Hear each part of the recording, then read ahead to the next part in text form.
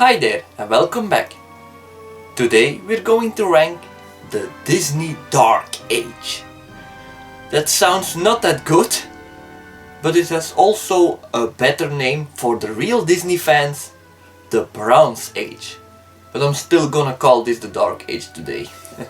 It was the immediate period following Walt Disney's death in 1966 and ending in the late 80s when the Disney Renaissance began. The Dark Age was chaotic to say the least, because the company was struggling to find its footing after Walt's death. Of the 8 films comprising the Dark Age, the animation has a sketched, recycled look, and the movies themselves proved to be less whimsical and more serious.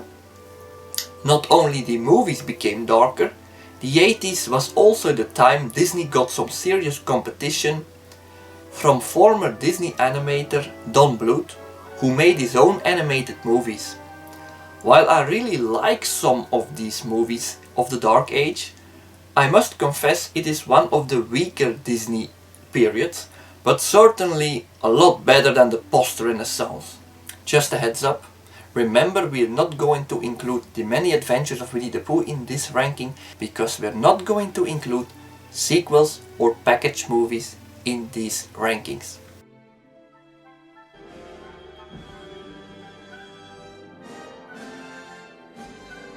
At the last place we have The Black Cauldron. While I do still like this movie, The Black Cauldron is easily the most creepy Disney movie ever made and a far cry from the other Disney movies. The Black Cauldron is an easy victim to blame, but is still very enjoyable. While there are no songs and barely any funny side characters except for Gurgi, the story is not bad. It follows Taran, who has to battle against the Horned King, a villain from your worst nightmare, who wants to destroy the world with his army of zombies. Yes, it is that dark. The Horned King is horrific, but he is easily one of the best characters in the movie. The main character of Taran, Princess Eilonwy, and Fleur du Flamme are not all that iconic or memorable. They are certainly not awful, but they miss that Disney spark. This whole movie is just good for me, not great. Robin Hood and Little John walking through the forest, laughing back and forth at what the other has to say.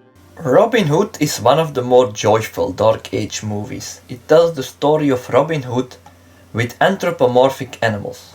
Robin is a fox and Little John is a bear. They have to steal money from the evil lion Prince John and his minion Sir Hiss the Snake. John and Hiss are awesome in their dynamic. There are a lot of scenes in this movie that make me laugh every time. And I also like the soundtrack quite a bit. Where this movie is lacking for me is on the story and the animation. We have a lot of recycled animation, and because there are so many other Robin Hood adaptations, this one failed to make a bigger mark in history.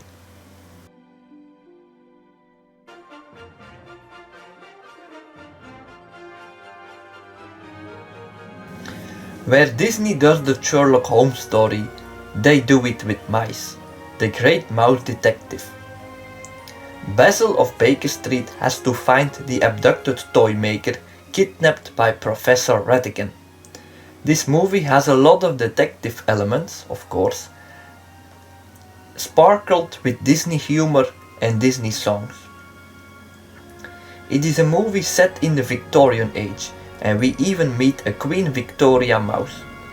I always liked this movie and its climax, but it's less engaging than the movies higher up this list.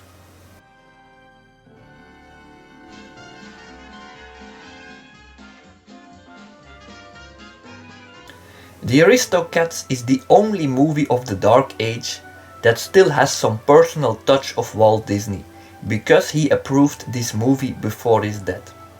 It's the story of some cats in Paris who get kidnapped and have to find their way home. While we have seen this story with dogs, it is nice to see it with cats for a change. The villain of this movie, Edgar, is forgettable but serviceable. The main characters, Duchess and her kids and even Thomas O'Malley, are not perfect but good enough. The supporting cast, however, is really good. We have the dogs Napoleon and Lafayette, who deserve their own spin-off, and of course the British geese on holiday in France. This movie was actually more a Silver Age movie released in the Dark Age.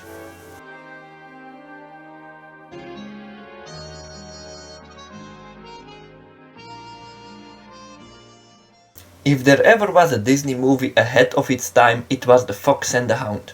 Tot the fox and Copper the hunting dog are childhood friends. It is heartbreaking to see how their friendship turns into war between species. The main villain, Amos Slade, is really unique because he reforms at the end when he doesn't shoot Tot even when he has the chance.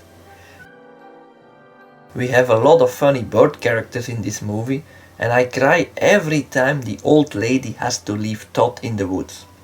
I don't think it is the most enjoyable Dark Age movie, but it's certainly one of the more emotionally engaging.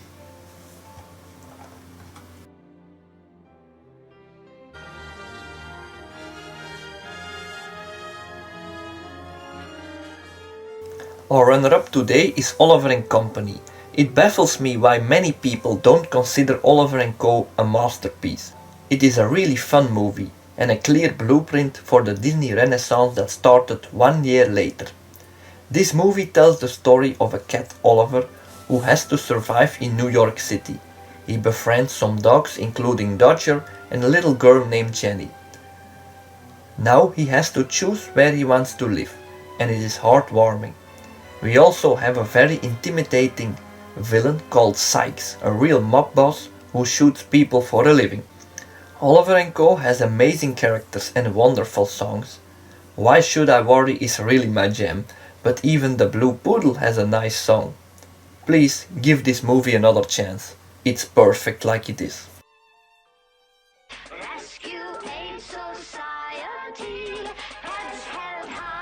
But for the number one pick, I have to go with The Rescuers. While it is a really depressing story about an orphan girl kidnapped by a crazy lady with melancholic songs, it's also very touching. The Rescuers tells the story about two mice, Bernard and Bianca, who have to save poor Penny. Penny is enslaved by a really underrated villain, Medusa, who is actually some kind of a Cruella de Vil copycat, but even more despicable. It was a deliberate move from the animators, who wanted to make a more serious movie after almost 10 years of feel-good movies, and I really think they succeeded in making a wonderful picture. I even consider this better than the sequel.